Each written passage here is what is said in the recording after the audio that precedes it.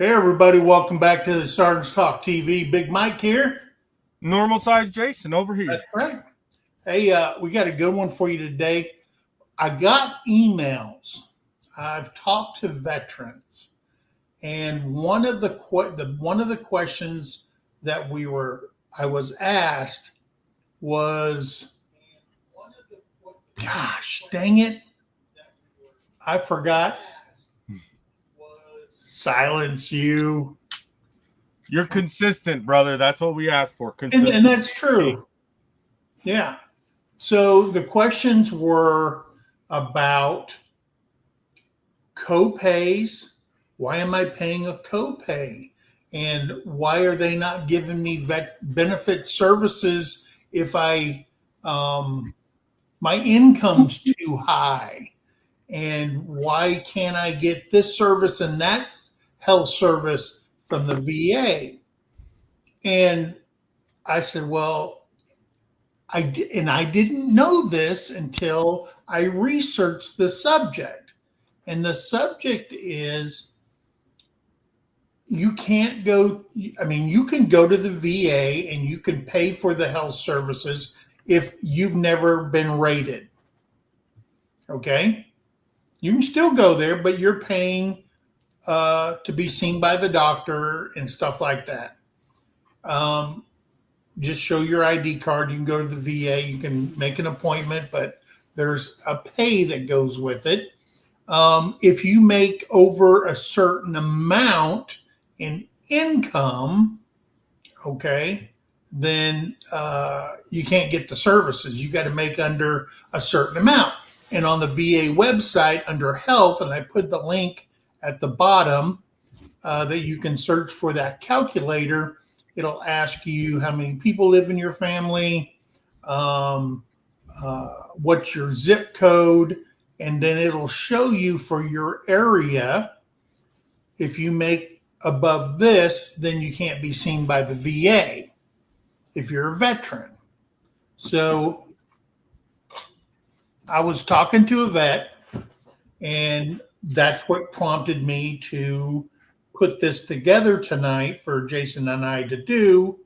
And why are you paying copays? Why are you doing this? There's a reason why. And I found the top questions in this area that the VA gets and their response for it. And that's what we're going to talk about tonight. Okay. So if you have never been rated, okay, then, and you make below a certain income for your zip code area, then you have to pay for the service.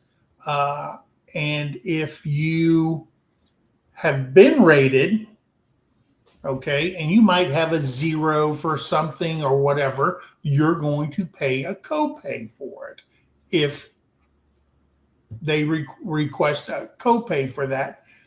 So it's kind of confusing. We all hear about, hey, you got to get above 40, percent disability, service connected disability, and then they'll take care of all that. And you don't have to pay no copays if you do that. So it would behoove you, if you're a veteran, to go in, go to the DAV and do your application to get rated. Okay. And that'll help you out. Now you can say, hey, you know what? Nothing's really wrong with me, but let them scan your medical records from the military and let them determine what is and is not service connected. Because you may be 30 years old and you feel strong as a horse, but what happens when you're 60? Those things that they rated you for that may be a 0 may get worse when you're 50, and you can go back in and get reevaluated, and you may get a rating for it. Okay. Anytime you're health, and you should have a copy of your medical records. Now they can get it. They'll run your social security number, pull that stuff down, and they'll look at, scan over all that stuff. Like mine was like 13,000 pages. And now my one with the VA's like 490 something pages or whatever.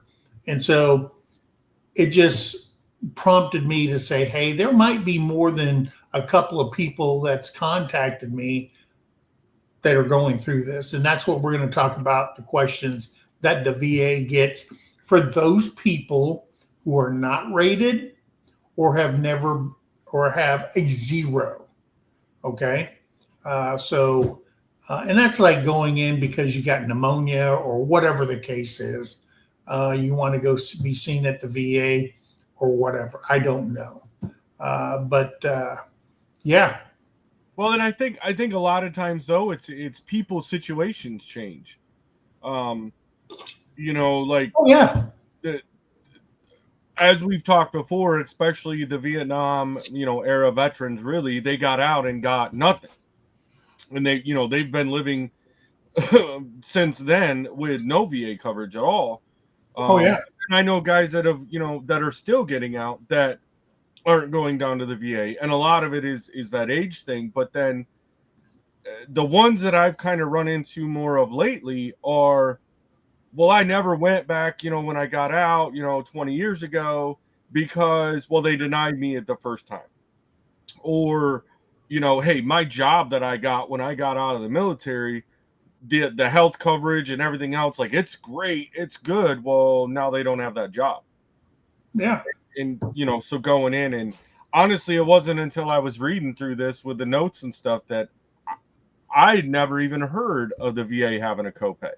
I had to keep looking back because I'm like, are they talking about TRICARE? Like, TRICARE's got copay stuff, but and I'm like, no, this is all. So I mean, we like to teach everything to y'all, but we're learning just as much because I'd never heard of that. But what a great benefit to encourage more people for that common answer that we keep getting of, well, I did it 20 years ago, and that's so common. Like, all these guys that I've been talking to, and there's actually a friend of ours that lives down in Little Rock that he's starting to go to that, get in with that VA. And it was like, well, I tried all this stuff before. And I was like, when did you do it? Well, 25 years ago. Okay, do it again. You think so? Yeah, no, I know so. Like, do it. And that's the common trend. And people that's got their own health care, what is it going to hurt you? You can still use your health care benefits at your job or whatever, but what if they rate you and you end up getting rated at 50%? Okay, 50% disability, you get a paycheck. Whether you use the services or not, you're going to get a paycheck, and you can keep using your other Blue Cross Blue Shield or whatever you want to use that you got for your family. What's it going to hurt you except you're getting a paycheck every month for your disabilities that you earned? Right. And it is frustrating. We know that. Okay. We've lived the nightmare, okay, of getting everything done and stuff like that. So that's what we're going to talk about tonight, guys. But before we do that, let's say hello to people in the chat. Anna Bohr came in earlier. She is tired as all get out, and she's fallen asleep, but she just wanted to let us know that she'll watch the replay of tonight's show. Okay. And I see Byron Brenda Hulk made it in. Yeah, he went and did his QTC appointment today. And he said, I think later on you'll see, he said it's like flipping a coin. Right. Yeah. No, I've seen you in there chatting with him, and that's awesome. That's the interaction that we're wanting, guys. There's Chris, Texas Raider. Yeah. And there's your neighbor. There he is. Oh, Ricky Smith, the veteran's landing himself. Yeah, he said like flipping a coin, QTC appointment. There's Linda Peterson. Hello. Hey, there's Tish. There's Tish. Yeah. I don't know if Christy I Betts. thought she was a subscriber. I don't know that she has a but I don't know.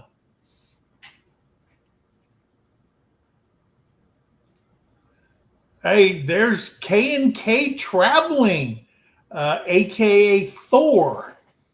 He is. I know him through Combat Vets Motorcycle Association. He does have a YouTube channel. It is an RVing traveling channel. So please go over there and check out K&K Traveling. All right. There's Big Wave. Yep. Saying hello to everybody. And there's our favorite female MP, Denise. How are you doing? And let's see. There's Tony, our cabin in the woods. What's up, brother? Good to see you in here. Yep. Tony. There's Debbie Droth. How are you doing? See, Judy Herman made it in, saying hello to everyone. There she is.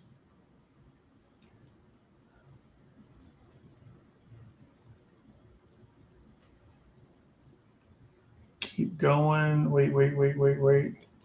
Let's say, yeah, right there.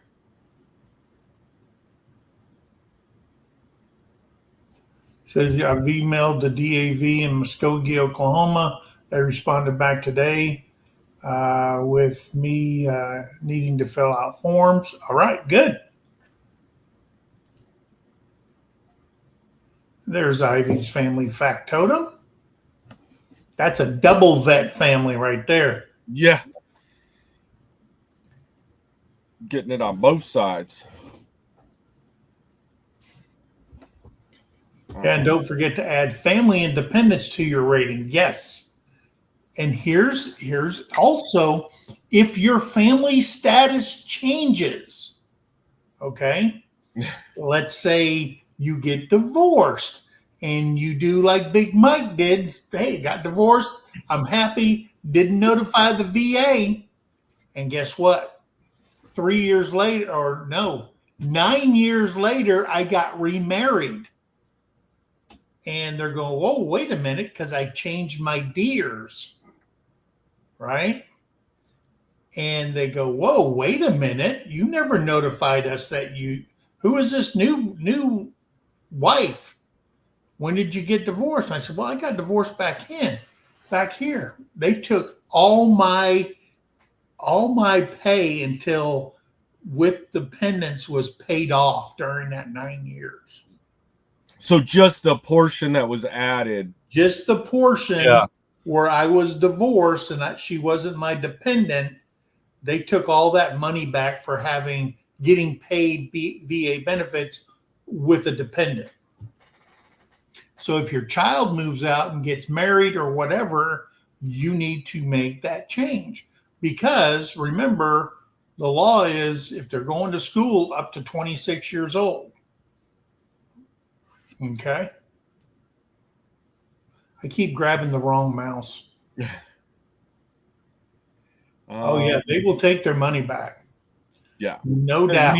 Neil S. made it in. Yeah. There's Neil S. What's he say? So if you give the VA your social, they can look up and get your med records. He's tried several times through VSOs and still can't. Really? That's crazy. Because they put all your stuff in storage and they upload it on the storage things cloud now, and they can just grab them. And because I had some work done on my shoulder in Yongsan, Korea, as a civilian, and they went in there and they were able to get that from them. So, but they had to go through that medical center. They still have my files on in-house because I had it done as a civilian. Okay. So that's who we got in here. We got 20 people in here. Hope everybody had a great Easter. and you were able to be with families, hunt Easter eggs, go to church services, whatever you do. I hope you guys kept one thing in mind, that he has risen, and that you spent time with family, and that's what's important. Okay, so we're going to start this off with the first question, and it is: can the VA stop providing me medical services due to my income? Okay, and here's the response from the VA. No, the VA cannot stop providing medical services to a veteran solely based on their income. However, there's all that. But, okay, income does play a role in determining eligibility and copay amounts for some veterans. Some veterans are eligible for VA health care regardless of their income, while others may be subject to copays or have their eligibility affected by income. Okay, so for example, if you have disability rating, okay, if you're above 40%, if it's below that, it's whatever your service connection is.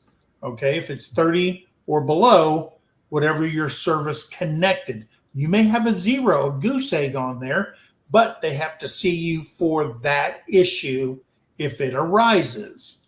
Now, anything above and beyond that, you may be affected by a copay, and it's dependent on your income.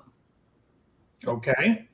If it has nothing to do with your disability, you will be charged a copay, and probably whatever the price of the services were and stuff like that. Or they just call it a copay, okay? Because you have to pay for those services that were not connected to your disability.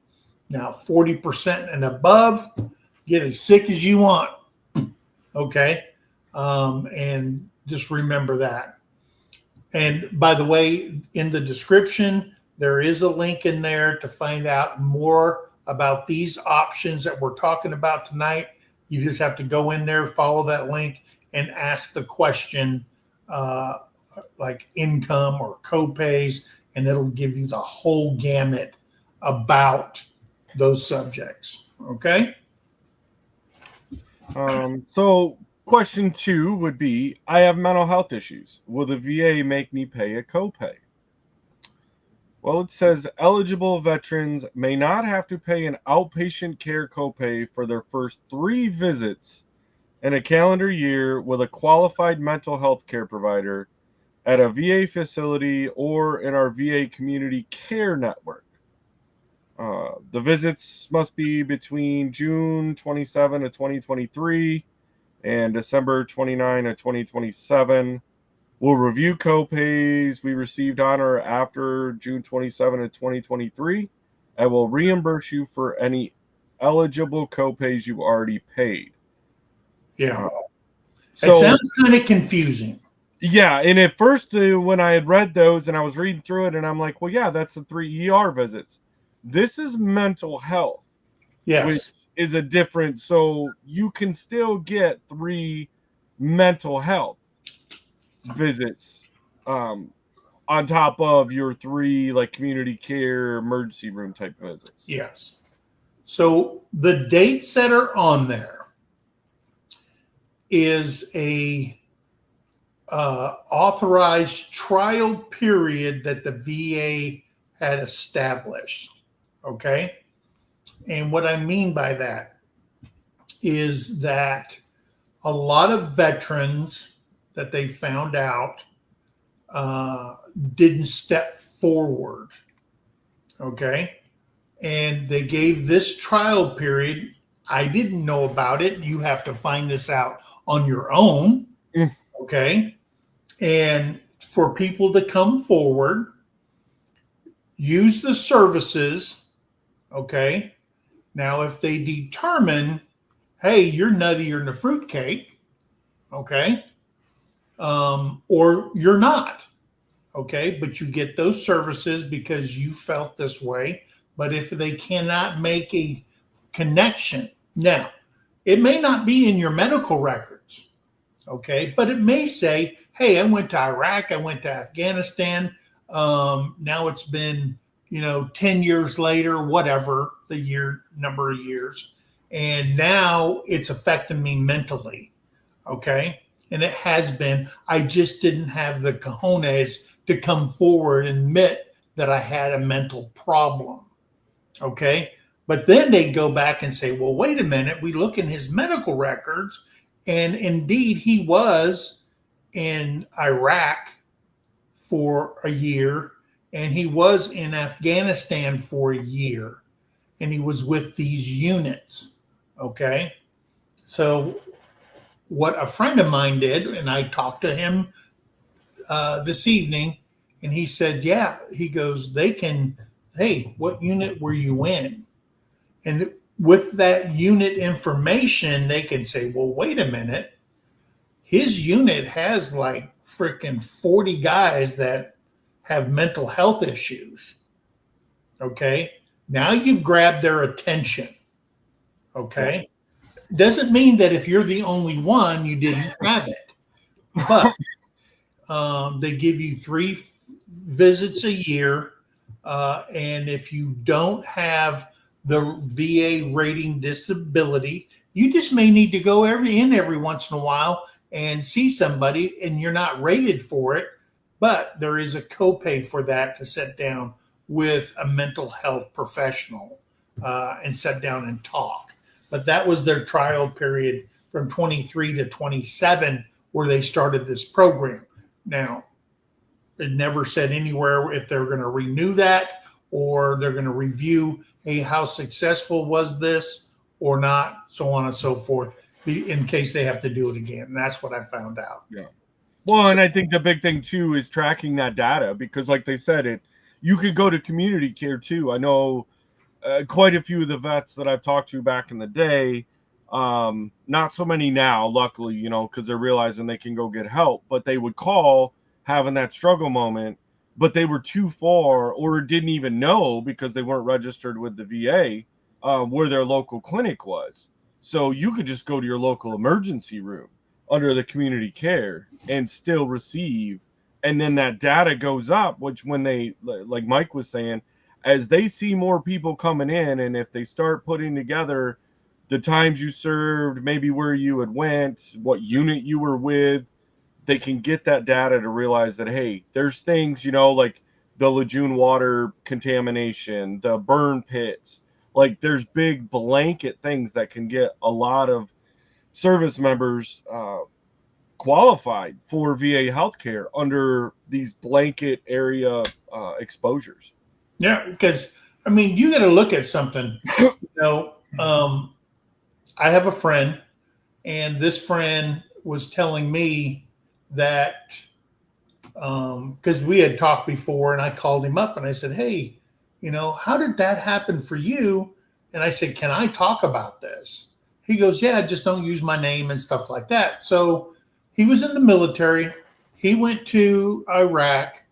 While he was in Iraq, he didn't see a whole lot of anything, he said. But while he was over there, one of his children died while he was in country. And his wife or something happened and he didn't get notified. And it was like a week or more later. And then he found out about it. Then they're trying to get him out of country and all these contributing factors that happened to him. And then his disdain for the military for not getting him out of there and being with his family and all that stuff was pretty traumatic for him. So not all mental illness happens in combat. Right. You could be in the service and you're out in your training area, wherever you're happening, and something happens to you and whatever you like. It could be like a rollover accident. You know, people in car crashes have PTSD. Okay. People going through divorce have PTSD. You know, there's a bunch of stuff that contributes to mental illness, and it's just how your brain comprehends it and processes that. So yeah.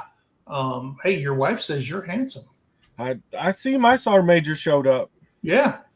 And then Ivy's family factotum. Good thing YouTube money isn't looked at as income.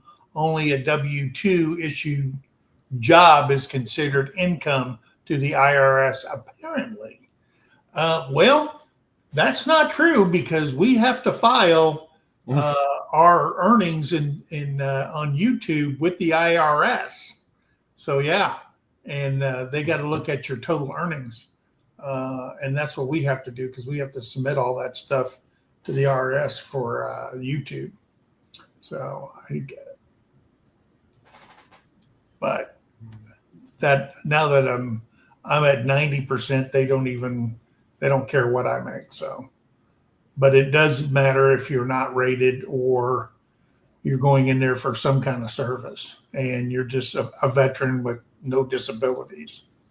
Let's see, Jeannie Herman, we've seen her. Neil S., what has he got? I have VA healthcare, no rating, and I have only ever had to pay a small portion for prescriptions. Yeah, there's your copay. Yeah. Or your portion of what it costs for the medicines and stuff like that. Right. Hey, let me see. Nay Faith Diaries. Welcome in. Welcome in. Saying hello, Sir Mike and Sir Jason. And there's Eric and Tina over at Rainy Ridge. How y'all doing?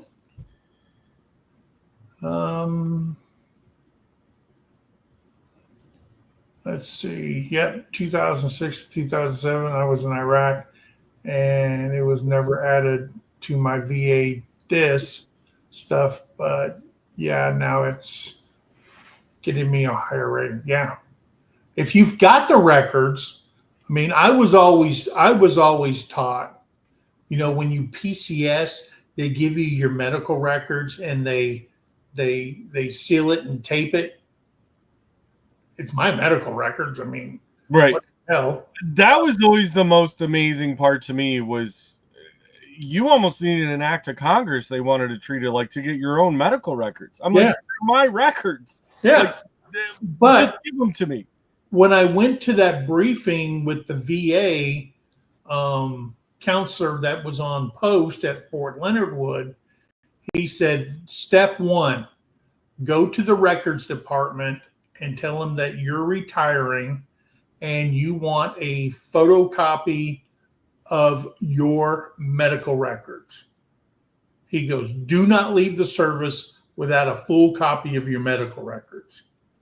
I said, okay. And I still got them. So, yeah. And I tell somebody says, hey, I'm getting ready to get out. Get a copy of your medical records. Yeah. I was able to actually I went down to medical and signed mine out and brought them because, I mean, I was working in an office. So I just brought them and made because I think I had to have 3 full sets or something to go to the DAV to do my prep for my VA claim. And I just burned all them copies off. Of course, kept one for me. And then I took my record and turned it back in, which then, they take and ship it off after you retire. But that's my records. Okay. And Texas Raider says I'm trying to get a VA rating in asbestos. Yeah. Isn't that foam stuff? That anti-fire foam. Yeah, that causes has carcinogenic. Yeah. Yeah, I see a lot of lawsuits on ads on TV. If you, or even on YouTube, they put them on YouTube. Now there is a good channel, and it's called VetCom. Okay, VetCom. I think it's It's VETCOMM, VetCom, and you'll know it because there's a blonde lady. She's prior service. She's a veteran, and she runs this thing. And her whole business is to get you at 100% rating. And everybody that works there are vets. Oh, nice. Yeah. And if you can't find that, go to Veterans Info Tap. Okay, like double tap the brain. Veterans Info Tap, and there's videos with her on there because they came into a partnership to get information out to veterans and stuff like that. But that company, they work their butts off for you. So, and I really like her videos, and you learn. I mean, some of that detail. We're not VSOs, and this is not a VSO channel trying to make money, but that's what she does for a living for veterans. So check that one out. VetCom and Veterans Info Tap. Go check those two out. Again, I grabbed the wrong mouse. When I got out, I was part of our separation. We had to turn them in. They would not sign up. Really? Yeah. I mean, and here's a crazy thing. If you had to go to a medical appointment, like I was in Germany and I had to go to Launchstool, I could sign my medical records out, and they give it to me. I signed the thing and they said, bring them back to us. Oh, okay. And then I'd bring them back. But if you PCS, they seal them and you're not allowed to open it. So I don't know. Yeah. Kind of stupid, isn't it? Some like yeah. Some of their reasonings just didn't make any sense. Anson talking about every ship in the Navy had the AFF during the entire 20-year service, and we even had an entire 1,000-gallon tank empty onto the flight deck. Yeah, it was a full working party. Imagine it was a big water fountain, looks like, with a few 100 pounds of laundry soap in it for days. Yeah, that's true. All right, so let me get down to this number 3. All right, number 3. How does VA decide if I'll pay a copay for non-service connected care? All right. Whether or not you'll need to pay a copay and how much you'll pay depends on which of our 8 priority groups we assign you when you enroll into VA healthcare. All right. When assigned veterans with service-connected disabilities, the highest rating. So if you've got service-connected rating, you're at the highest rating for the VA, okay? Their highest priority. We assign the lowest priority to veterans who earned a higher income and who don't have any service-connected disabilities that make them eligible for VA disability compensation. Examples: if you have a VA service-connected disability rating of 50%, if we've determined that you cannot work because of your disability or you've received the Medal of Honor, we'll assign you to this priority group. So, number 1, you won't pay copays for any type of care, test, or medications. If you're in that group right there, you pay for nothing. Okay? Absolutely nothing. All right? Yeah. So on to number 4. How does my income affect my VA healthcare costs? Some veterans are eligible for free care for non-service connected conditions based on their VA disability rating, which is that 40% or above that we've talked about. Pension payments or other factors like receiving the Medal of Honor, which that obviously puts you in a whole nother category of everything else. Yeah. If you're not eligible for free care based on these factors, you may be eligible based on your income.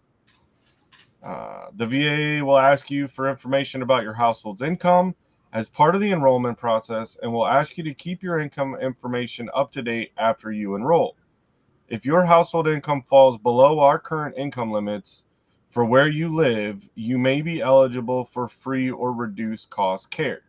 Okay, and that, if you go to that link and you look for that, um, go through there and you'll just say, okay, um, VA benefits due to income or something like that with income, it will take you to that meter where you'd put in, they'll ask you for your name, and then they'll say how many dependents are in your family and what zip code you live in.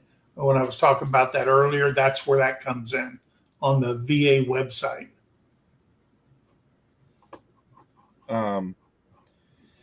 So what to know before you start. So if you fall in one of those categories, some veterans are eligible for VA healthcare no matter their income. You may be eligible based on your VA disability rating, service history, or other factors. If you think you may be eligible, we encourage you to apply anytime. Review the healthcare eligibility factors. So once again, kind of what we've talked about all the time, right? Get in, like get your service connected, disability rating. Get those things at least registered, even if they give you a 0. Yep. Not eligible for VA healthcare based on other factors. You may still be eligible based on your income. Yep. And if your income changes after you've enrolled, you can report the update to the VA. They'll review your current income and may adjust your copay costs. Yep. So, yeah, I mean, you may have to, you might still have a copay, but if you're on a lower income, you might have less. But then if all of a sudden you get a really good job and you're making more, you might have more of a copay. So, and here's the example. In my area right here is $38,000 for my zip code. If you make below $38,000, now you fall into it. If you go over that, then there's copays and payments that you may have to make. Yeah. And of course, you'll need your information about your 2024 household income and deductions to check income limits. Limits vary by where you live and change every year. So yeah, you just got to check on that. And then, of course, based on where you live, the cost of living. Because the cost of living is what it determines how much it costs to live in your area. Right. So, I mean, you might be in an area where it's lower, or you might live in Dallas where it's even higher, and you get services because the cost of living is so much higher, and it may be $50,000 in Dallas, okay? But it's only 38 here in Oklahoma where I live. You see what I'm saying? So right. In a way, it's based on that, but is it really fair? You know what I mean? Well, I think when you look at the cost of living of that area that you're in, I mean, not military related here, but it seems the prime example that pops in my head is the cost of housing, right? We used to watch a lot of these flipping home shows and stuff like that of people buying, and you watch out in California and they're buying 2-bedroom, 900 square foot homes on a 1/8 of an acre for $300,000 and $400,000, as to where I could buy 500 acres and a 6-bedroom home for that same price here in Arkansas. Yeah. It's so I think doing that cost of living adjustment based on where you live, because I mean, the truth of the matter is, like you said, it's 38,000 there for you in Oklahoma. I'd imagine it's less. I haven't looked it up for here in Arkansas, but then if you lived in Dallas, that annual cost of living could be $50,000. Like it would make sense if it costs more, based on where you're living at, Yeah. So. Yeah. Okay. So number 5, can I get free VA healthcare as a veteran? Okay. You can get free VA healthcare for any illness or injury that the VA determines is connected to your military service called service-connected disability. The VA also provides certain other services for free, okay? And some of those services are readjustment counseling, okay? And that's, let's say you get out of the military and civilian life is just not working, okay? It's just not working. And I felt that at one time when I got out, when I'd gotten shot in the back of the leg, and they said, "You'll never run again." Being a civilian just was not my cup of tea. I worked hard, took a PT test 9 months later, and they said, "Wow, we can't believe you're recovered from that." And I threw away 100% disability to come back into the military, but I wasn't happy. I needed to be around my brothers and sisters. Other mental health services, care for issues related to military sexual trauma, MST, a registry of health exam to determine if you are at risk for health problems linked to your military services. So those are all provided free no matter what. You can show your ID card, and those are listed on the va.gov website. Okay? Yeah. So thank you to Mr. International throwing us a $9.99 super chat there. Oh, thank you, brother. And then there's a note down there.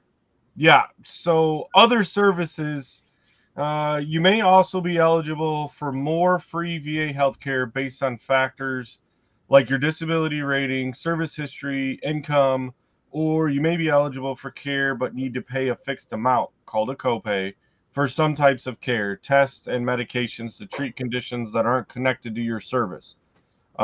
So Neil, talking about that earlier, is kind of in that same situation where he's not paying a copay for his actual visit there. He's paying a copay for his prescriptions. He's got a little bit that he has to pay on those. So that copay can come in many forms, it looks like, through that system. But it's worth looking into. I mean, every little bit helps and counts, especially when it's not coming out of your own pocket.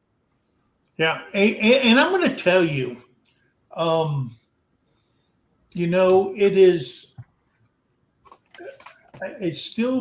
it behooves me why people now, if you're a veteran and you don't have a sign-on account at va.gov, you're hurting yourself. Okay.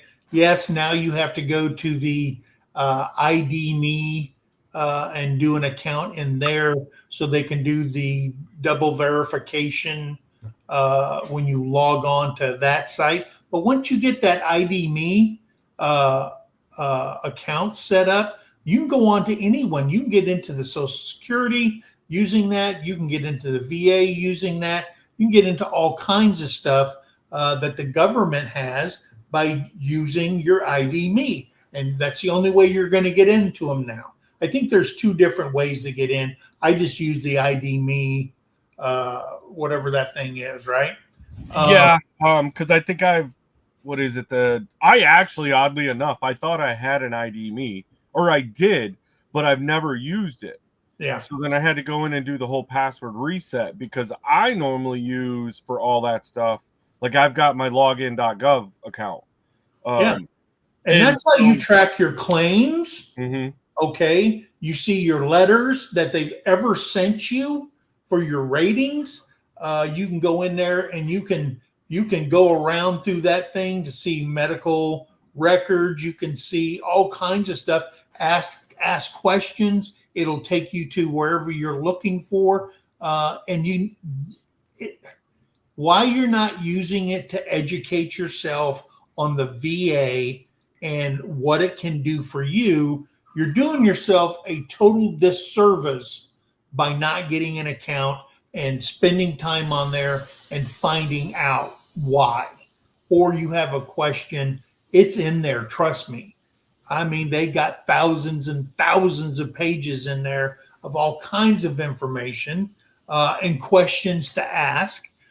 You can always go down there in one of our videos because we put the link in there to the sites or what we're talking about. Of course, if you click on it, make sure you have an account with the va.gov so you can get in there and just find out for yourself. Find out what the pay scale is inside there.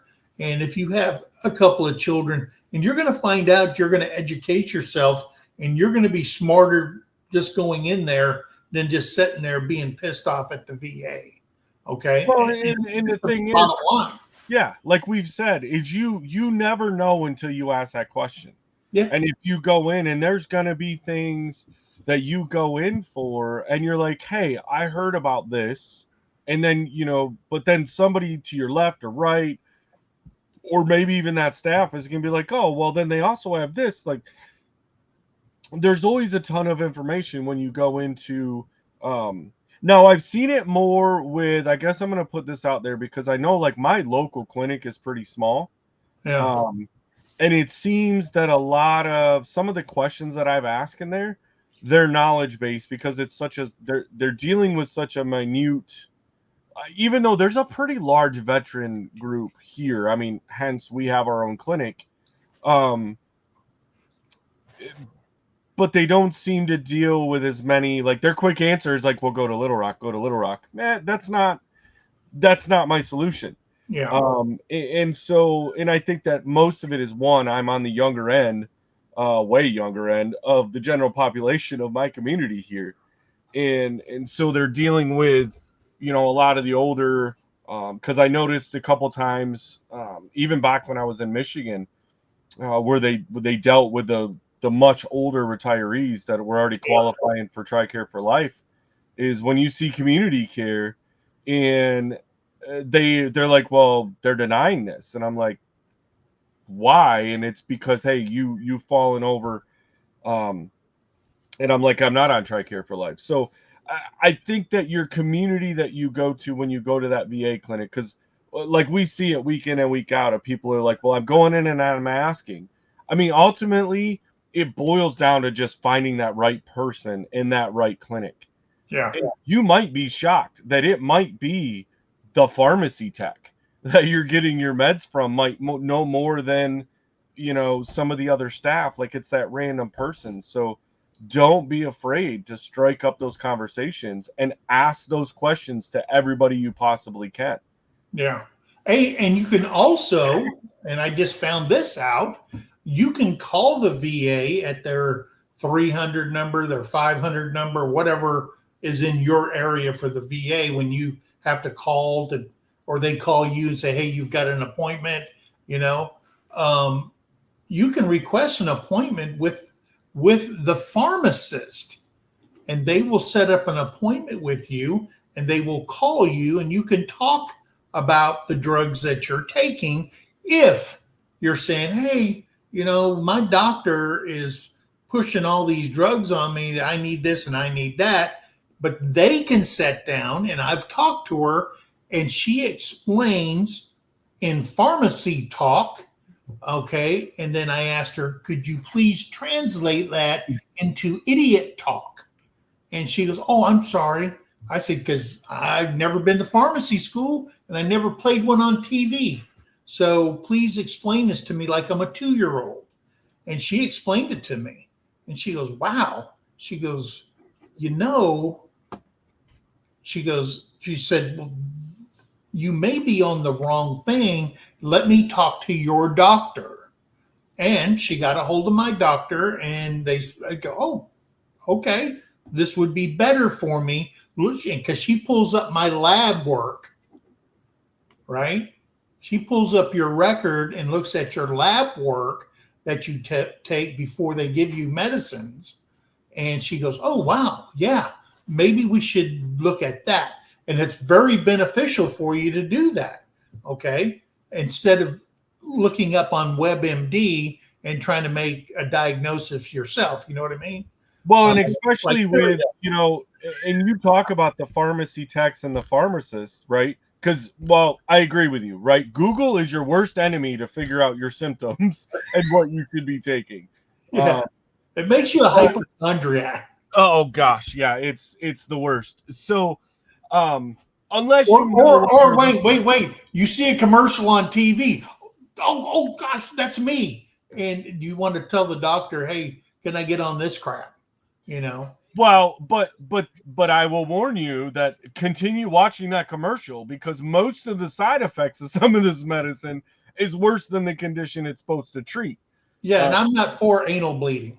No, Yeah. the anal seepage, I'm out. Like, hey, give me whatever you've got. I'm out at the anal seepage. I don't want it. Sorry, people. But yeah, like the pharmacists are the ones, because I've seen this multiple times, is, the doctors, when you're dealing with multiple doctors in different departments, hey, you've got a condition here for your stomach, and then you go here for your back, and now you're here for your knees, and now you're going to go see this guy for your mental health.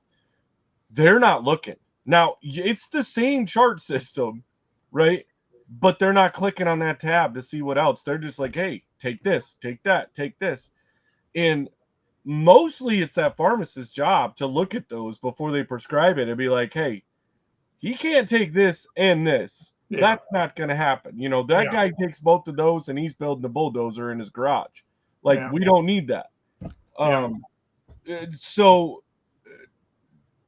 I've probably gained, I cheat now because my wife knows so much about this stuff. So I rely on her heavily. But prior to her, I relied a lot on my pharmacist as to what are the effects of this. Because the doctor, let's face it, even at the VA, they're in a pocket one way or another of big pharma. And, so they're going to push whatever med is going to get them the best kickback. Yeah. Right. And so you talk to the pharmacist who he's not getting that same, kickback. He's not getting that same, he's just there to hand the pills out and give you this and answer your questions. So in my experience, I've had more luck with a pharmacist than I have with the doctors or anybody. Yeah. And everybody's experience with a VA doctor is different. Okay. I've had some quacks. I've had one that I had to sit in a room, and the doctor for the VA was in Ohio, who don't know me from shit or shinola. You know what I mean? Yeah. And diagnosing things, and he's not there. And now I have a doctor, Emily, that is just by far one of the best doctors. And here's why she's the best doctor, and this is why I respect her so much, is she is not set in her ways, and she's not one that says, hey, just take this medicine. No, she will say, hey, do you have time on your hands? I want to get to the root of the problem and why your body or whatever is doing this. Okay. Instead of saying, okay, the VA checklist, okay, he's complaining about this. Oh, give him this medicine or whatever the case is. She is by far the best doctor, and she's a PA. Yeah. And I can say she's the best doctor I have ever had, and she's a physician assistant. God, let me tell you something. She is just, she is a bulldog, and I really respect her. I was in the hospital, and another doctor was seeing me, and she knew I was in the hospital, and she came over from the VA building and came into my room to see how I was doing. She didn't have to do that stuff. She did it on her lunch break. Okay. And so when she showed up in my room, I said, do you do rounds over here? She goes, no. She goes, I knew you were scheduled for surgery. I just wanted to, I'm on my lunch break. I just wanted to come over and see how you're doing. Can I have your Jell-O? I said, sure, go ahead. Okay. But the point I'm trying to make is everybody's experience is different. And, just like in the military, you don't get a lot of choices on who your doctors are. Right. But at the VA, make a complaint. Say, hey, I do not like this guy. Or, hey, I'm female. I don't feel comfortable with this doctor. And guess what? You may get one online, okay, or they may transfer you to another doctor that's working inside the clinic or whatever. Or you might be willing to say, okay, I live an hour and a half away. I would like to see a doctor in the community that I trust. And guess what? They can't approve it if you live the distance and you're so far away. Now, I'm not far away from the VA clinic, so I don't have that option that I know of to go see a private doctor on community care side of the house because the clinic is right there. It's only 24 miles away from my house. So I think, now don't quote me on this, but I think that you still do have the option. For specialty care. Right. Well, for specialty care, but even for primary, if you can't get into your clinic, yes, like quick enough, right? So part of that community care package was like, hey, if you're not able to get in a suitable amount of time to see this care, then you can apply for community care to go. Yeah. And I'm about this close to looking into it for my clinic here because the doctor I have right now, I don't know if he's an actual doctor, if he's a PA. I really don't care to know enough about him to find out. Right. I feel a little better when my wife, when Tara went in with me and talked to him, and they were able to talk the big words, right, back and forth. And I felt better about that, and I was able to get some extra treatment that was needed because of that conversation, which was great. But me going in by myself was like, just shut up and color and take this stuff. This is what we're telling you to do. And I'm like, man, that's not how this works in my brain. Like, I don't have any kind of medical knowledge other than my experiences dealing with it and what I've learned and heard through conversations. But my wife does. And it's like, we talk all the time about these things. And I've seen a lot of that. And so when you don't have that doctor that you're confident in, I was the same situation in Michigan, though. That PA that I had, the last one before I moved, she was amazing. Yeah. Oh my gosh. Like, roll the red carpet out every time you go in, like, was very attentive. Hey, what can I do for you? Like, and I know we talk about it all the time, but it's that reminder for anybody that's hearing this for the first time is that first doctor, that first nurse, your first experience with a VA doesn't have to be the same the second time. Yeah. You can go in and make those changes. Don't just give up. And I think that that's the trend, unfortunately, that I've been seeing in a lot of veterans is they go once, they don't like it, or it's not what they thought it would be. And then they're like, nah, I give up. I'm not going to do that. That's ridiculous. And here's something. If you're a spouse, whether you're male or female of a veteran, just tell your veteran that you're going to your doctor's appointment with you. Okay?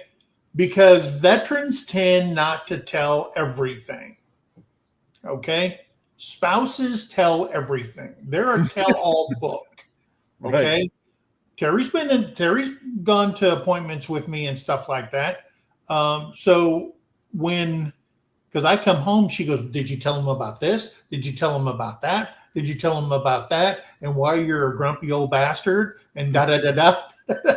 I said, no, I didn't tell him about that. She goes, so she has a doctor's appointment. I said, I'm coming with you to tell them everything.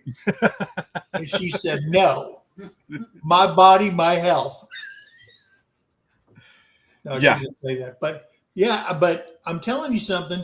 That's just seem not to tell the whole story. Oh, my niece creaks when I walk. Anything else? Well, no, that's about it. And there's probably a laundry list of things that your spouse could tell them that they observe that's wrong with your old grumpy butt. Yeah.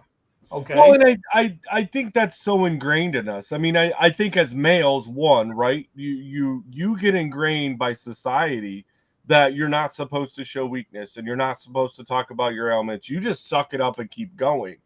But then when, and I think that a lot of the females get brought into that when they come in, through military service because you're afraid to go to medical while you're in.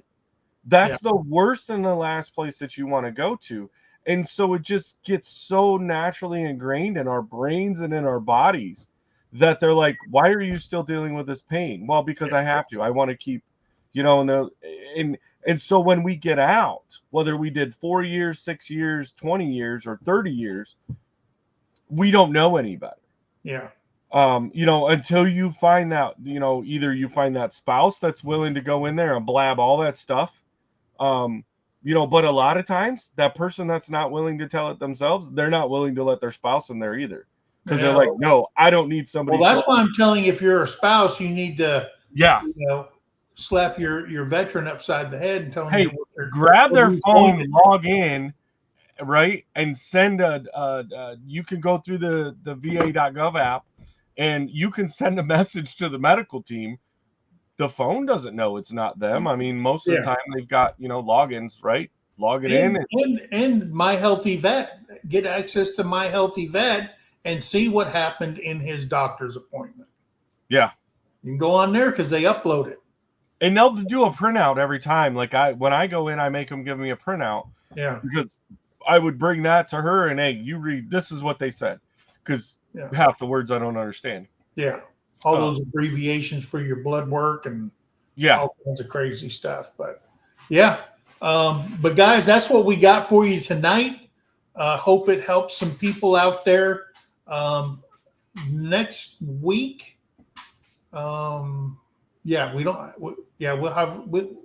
I'm thinking because this weekend is the 10 Killer meetup, and we're leaving on Friday to go to the 10 Killer meetup.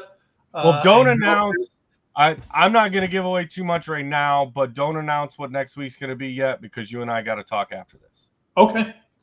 That's no problem. And I didn't have a subject. Yeah. No, we'll have something worked out for next week. So, yep. So guys, thanks for coming in. Remember, be kind to one another, help somebody in need, and always think of that. Anything, brother? Just thank you all for being in here every week in and week out. Starting to see a few new faces. Keep sharing this out to all your socials. Get it on all those platforms and get people in here. But most importantly, if you know a veteran that isn't linked with the VA, get them there now. Get them online, get them physically in there, get them registered, get that healthcare treatment that they deserve, that they've earned, and quit letting them try to be hard asses and just make them go. And if you look in the description, I put the number in there to the VA, and you can call that number and say, hey, I need a number to the local VSO if you're doing a claim. I need a number to the local DAV. Can you give me the number? Can you send me the paperwork to start my claim? Anything, ask them questions, call that 1000 number and get your answer. Start working it now and say, hey, I'm not registered in VA healthcare. Can you direct me to where I start? Okay. And I live in, wherever, Mudville, Mississippi. Okay. And they can help you out. So guys, thanks for coming in here. Hey, we'll take some footage at the 10 Killer and share it with everybody over on MT Homestead. Also at the Mid-America, we're giving away a cornhole game. It's sitting behind me over here. There. It's right there. It's got hats on it right now. I'm going to do a short on that. I'm going to have it all set up and let you see what it looks like. If you remember K&K Travels, he's the one that makes them in his wood shop at his house. And he made that for me. So we're going to be giving that one away. If you want one for your channel or you want anything like that, he does a phenomenal job. It's not a flimsy piece of work. It's a heavy duty piece of work for that. And it lights up at night. Okay. When you've had a few too many of these, just throw it towards the light. Okay. Go So, towards the light. And it's courtesy a giveaway from Sergeant's Talk TV at the Mid-America YouTube meetup. So guys, thanks for coming in here. We love you. God bless you. And we'll see you on the next one. Bye, See guys. you guys. Boop, boop.